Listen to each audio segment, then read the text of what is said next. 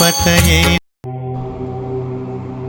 नमस्कार दोस्तों, आप सभी लोगों का स्वागत है मेरे YouTube चैनल ज्योतिष ज्ञान केंद्र के अंदर।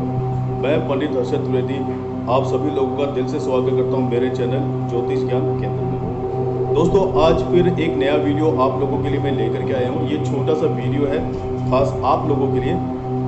आप लोग अपनी कुंडली के बारे में किस तरह से जान सकते हैं और किस तरीके से आप अपनी कुंडली के ग्रहों के बारे में जानकारी ले सकते हैं और कैसे आप ये देख सकते हैं कि आपकी कुंडली में क्या क्या दोष होते हैं। जैसा आप मेरा पहला वीडियो देख चुके हैं, उसमें मैंने बताया कि आप लोग किस तरह से, अगर बृहस्पति देव होते हैं तो विवाह के कैसे योग बनते हैं। मैं ऑलरेडी 2-3 वीडियो बना चुका हूं, तो अगर आप लोग नए हैं, जिन्होंने नहीं देखा है वो जाकर के देख सकते हैं। क्योंकि ये जो तरीका मैं आपको बता रहा हूँ, ये बहुत ही सिंपल तरीका बता रहा हूँ, जिसको आप बहुत ही इजी तरीके से अपनी कुंडली के बारे में जान सकते हैं। और आज आप लोगों के लिए जो मैं वीडियो लेकर के आया हूँ, ये जो वीडियो मैंने बनाई है आज हम जानेंगे कि हमारे घर में कौन सा ग्रह कब और कैसे नीच का होता है। ये आज हम जानेंगे कि कौन से नंबर पे ग्रह आने के बाद में वो नीच का हो जाता है और उसके क्या परिणाम होते हैं और क्या उपाय हम लोगों को उसका लिए करना चाहिए। तो आज हम लोग ये जानेंगे। तो आज मैं बताता हूँ, कुंडली में 12 घर होते हैं, ये तो सभी को मालूम ही है।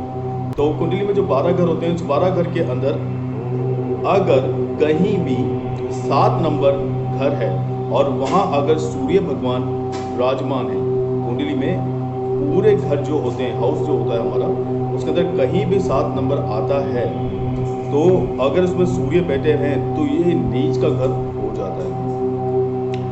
इससे आपको समस्या क्या आ सकती है कि इससे आपकी आंखों के अंदर समस्या आ सकती है, आपको हृदय की प्रॉब्लम रह सकती है और बीपी की प्रॉब्लम रह सकती है। तो ये तो है कि जब सूर्य नीच का होता है तो आप लोगों को क्या क्या बीमारी हो सकती है। अब इसके उपाय क्या क्या हो सकते हैं। आप रूबी आता है, रूबी पहन सकते हैं, सूर्य भगवान को जल चढ़ा सकते हैं। आप उसमें थोड़ी सी हल्दी डाल करके और या सिंदूर डाल करके सूर्य भगवान को जल चढ़ाएं, या फिर चंदन भी आप डाल सकते हैं, ये कर सकते हैं। रविवार के दिन जो है आप गाय को जो है गुड़ खिला सकते हैं। इससे भी सूर्य अगर नीच का होता है तो उसमें भी काफ़ी आप लोगों को लाभ मिलता है। इसी तरीके से अगर चंद्रमा हमारी कुंडली के घर में कहीं भी 8 नंबर लिखा हो कुंडली के अंदर और वहाँ अगर चंद्रमा आते हैं तो वो नीच के हो जाते हैं। जब चंद्रमा नीच के हो जाते हैं तो आपकी जो प्रॉब्लम आती है वो होती है श्वास की बीमारी होती है, आपको श्वास की, बीपी की बीमारी होती है, आपका जो मेटाबॉलिज्म है वो कमज़ोर हो जाता है और इसके अलावा काफ़ी बीमारियां आपको हो सकती हैं। तो इसके लिए आप क्या करें, आप मोती धारण कर सकते हैं। जब नीच का होता है चंद्रमा तो आप मोती धारण कर सकते हैं, या आप ऐसा कर सकते हैं, एक चंद्र यंत्र आता है, जिस तरीके से श्री यंत्र आते हैं, इसी तरह से हर ग्रह का एक यंत्र आता है। उस यंत्र को आप अपने पास रख सकते हैं, या फिर आप ऐसा भी कर सकते हैं कि सफ़ेद चीज़ों का आप दान भी कर सकते हैं। तो इससे क्या है, चंद्रमा बहुत ज़्यादा प्रभावित होता है और इसके पूरे लाभ आपको मिलते हैं। अगर आपकी कुंडली में कहीं भी 4 नंबर की गिनती हो और वहाँ अगर मंगल आते हैं तो वो नीच के हो जाते हैं। और जब ये नीच के होते हैं तो आपका साहस, आपका धैर्य, आपका आत्मविश्वास कमज़ोर होने लग जाता है। आप में कॉन्फिडेंस जो है वो कम होने लग जाएगा। आप झगड़ालू किस्म के इंसान हो जाएंगे, बात पर आपको गुस्सा आएगा, चिड़चिड़ापन आपके अंदर बढ़ जाएगा, कोर्ट कचहरी के आपके केस हो सकते हैं, वाद विवाद ज़्यादा बढ़ सकता है। अगर जब मंगल नीच के होते हैं तो पति पत्नी के अंदर झगड़े हो सकते हैं। तो इसके लिए उपाय आपको क्या करना होगा कि इसके लिए उपाय ये है कि आप हनुमान जी का जो चालीसा होती है, हनुमान चालीसा आप पढ़ सकते हैं, या फिर आप मंगल यंत्र आता है, मंगल यंत्र को अपने पास रख सकते हैं, और या फिर आप ओम हनुमंते नमः का मंत्र का आप जाप कर सकते हैं। और ये भी कर सकते हैं कि जैसे अगर आपको लगता है कि नीच के हैं तो अपने हाथों से 2 रोट बना करके उस पर तेल लगा करके या फिर घी लगा करके आप हनुमान जी के मंदिर में चढ़ा सकते हैं। और या फिर आप ऐसा भी कर सकते हैं कि हनुमान जी का मंदिर देख करके कहीं भी आप जो चोला होता है वो चोला हनुमान जी को चढ़ा सकते हैं। इससे आपको बहुत ज़्यादा लाभ मिलता है। और फिर अगर जो लोग ये नहीं कर पाए, अगर उनके लिए मुश्किल होता है, तो आप मूंगा पहन सकते हैं। और मूंगा आप पहने, सवाया मूंगा पहने, कम से कम 4.25 रत्ती 5.25 रत्ती का मूंगा पहने। आप मूंगा तांबे के अंदर पहन सकते हैं या चांदी के अंदर पहन सकते हैं। इससे आपको बहुत ज़्यादा फायदा मिलेगा। वहीं अगर हमारे कुंडली के घर में गिनती में कहीं भी अगर 12 नंबर आता है और वहां अगर बुध बैठे हुए हैं तो वो नीच के हो जाते हैं। अब जब बुध नीच के होते हैं तो इससे आपको क्या क्या प्रॉब्लम आती है, आपको आपके ब्रेन में दिक्कत आने लग जाएगी, आपके व्यापार में दिक्कत आने लग जाएगी, आपकी हेल्थ सही नहीं रहेगी, आपको बहुत ज़्यादा कमजोरी महसूस होने लग जाएगी। मतलब बुध जब हमारे वीक होते हैं, जब नीच के हो जाते हैं बुध भगवान, तो इस तरह की प्रॉब्लम हमारे साथ में होने लग जाती है। अब इसके उपाय आप क्या कर सकते हैं? उपायों में ये है कि आप हरी चीज़ों का दान कर सकते हैं। जैसे हरा चारा हो जाता है, गाय को खिला सकते हैं।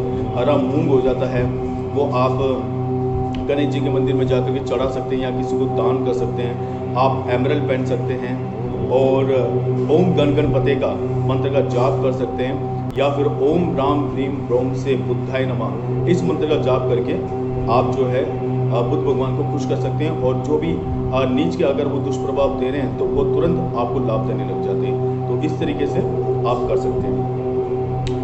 वहीं हमारी कुंडली के घर में कहीं भी किसी गिनती के अंदर अगर 10 नंबर आता है और वहाँ अगर गुरु बैठे हुए हैं तो वो नीच के हो जाते हैं। और जब गुरु नीच के होते हैं तो आपको आर्थिक समस्या आपके जीवन में आने लग जाएगी, पैसों की किल्लत होने लग जाएगी। घर में जितना भी आप कमाएंगे आपके पास बचेगा बिल्कुल भी, सारा पैसा खर्च होता जाएगा किसी न किसी चीज़ के अंदर। आपको खुद को ही नहीं पता चलेगा कि मैं पैसा कमाता रहा हूँ लेकिन क्या कमा रहा है। शादी ब्याह में दिक्कत आ जाएगी आपको जब गुरु नीच के होते हैं। तो कर्जे आपके बढ़ जाते हैं, आर्थिक परेशानियां आपकी शुरू हो जाती हैं। अब इसके लिए उपाय क्या है कि आप बृहस्पतिवार के दिन पीली वस्तुओं का दान कर सकते हैं। जैसे चने की दाल हो गई, या हल्दी हो गई, या पीला कपड़ा हो गया, या गुड़ हो गया, इसका दान आप कर सकते हैं बृहस्पतिवार के दिन।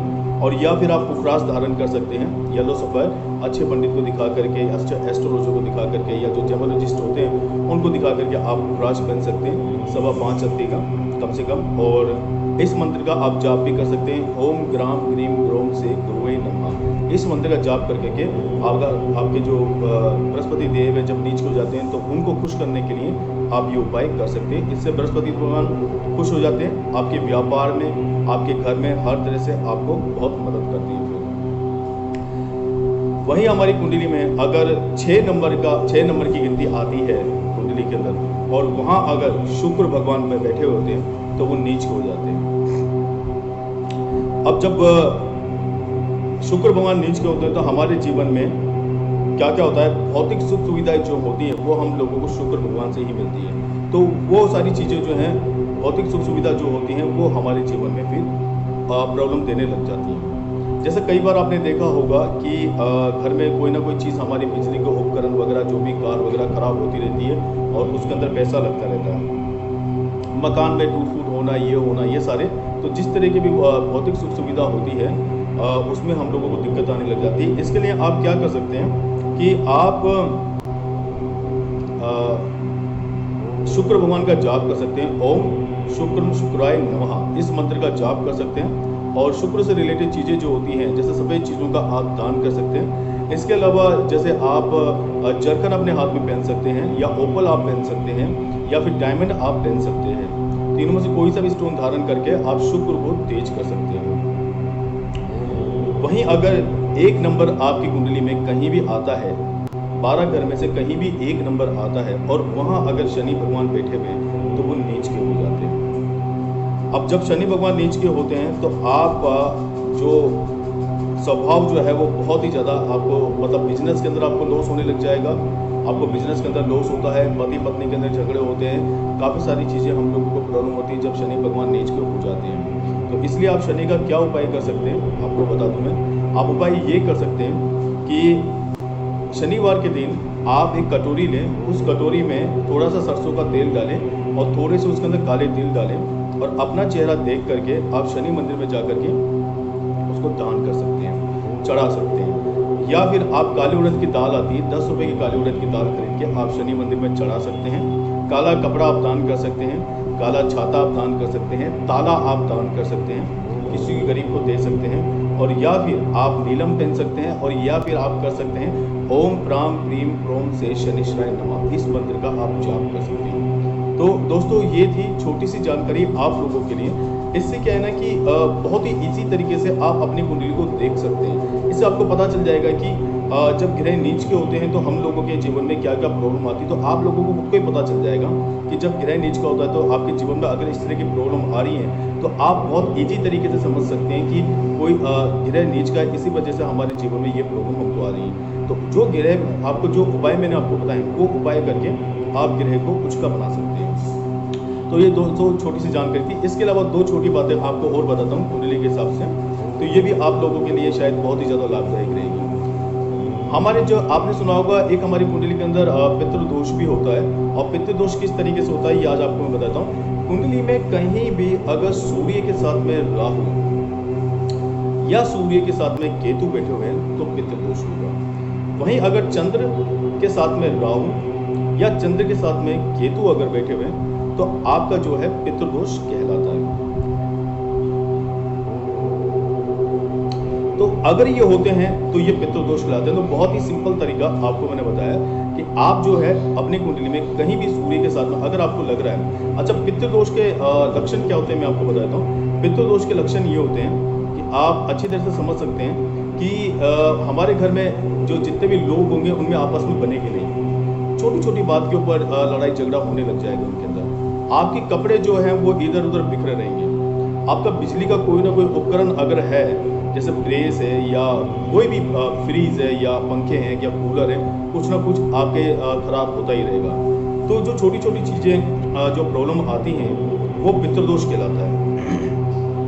अब पितृदोष को मैं उपाय भी आपको बता देता हूँ कि पितृदोष को खत्म करने के लिए क्या करना पड़ेगा। छोटे छोटे उपाय हैं जिसको आप इसी वे में कर सकते हैं। सबसे पहले आप क्या करें, अगर पितृदोष आपको खत्म करना है तो पितृदोष की आप अच्छे पंडित से पूजा करवा सकते हैं, पहला तो ये। दूसरा, आप रसोई के अंदर एक सरसों का तेल का दीपक रोज जलाना शुरू कर दें। शाम के समय जब आप खाना बनाएं उसी समय आप एक तेल का दीपक जला करके रख दें, इससे पितृदोष खत्म होता है। तीसरा, दक्षिण दिशा की तरफ आप जल चढ़ाएं, और जल चढ़ाते हैं दक्षिण दिशा की तरफ तो इससे भी आपका पितृदोष खत्म होता है। चौथा, आप 2 पराठे बनाएं संडे के दिन, और 2 पराठे बना करके उनके छोटे छोटे टुकड़े अपने छत के ऊपर डाल सकते हैं, इससे भी आपका पितृदोष खत्म होता है। तो दोस्तों ये छोटे छोटे उपाय करके आप अपने पितृदोष को खत्म कर सकते हैं, और अपनी कुंडली में आप जान सकते हैं कि हमें पितृदोष है या नहीं। और तो दोस्तों ये आज छोटी सी जानकारी आप लोगों के लिए मैं लेकर के आया था, और मैं समझता हूँ कि शायद आपको ये वीडियो बहुत पसंद आए। अगर आपको पसंद आए तो आप सब्सक्राइब कर दीजिए, लाइक कर दीजिए, तो मुझे भी बहुत ज़्यादा खुशी होगी। और मैं कुंडली के हिसाब से वीडियो आपके लिए लेकर के आऊँगा, और छोटी छोटी चीज़ें लेकर के आऊँगा जिससे आप अपनी कुंडली के बारे में आराम से और इजी तरीके से समझ सकते हैं। तो आगे वाले जो आने वाले जो वीडियो हैं वो बहुत ही लाजवाब होने वाले हैं, इसलिए मेरे वीडियोस को आप लाइक कर दीजिए, सब्सक्राइब कर दीजिए। आप सभी लोगों का बहुत बहुत धन्यवाद मैं दिल से आपको देता हूँ। बहुत बहुत शुक्रिया आप सभी लोगों का। जय श्री राम।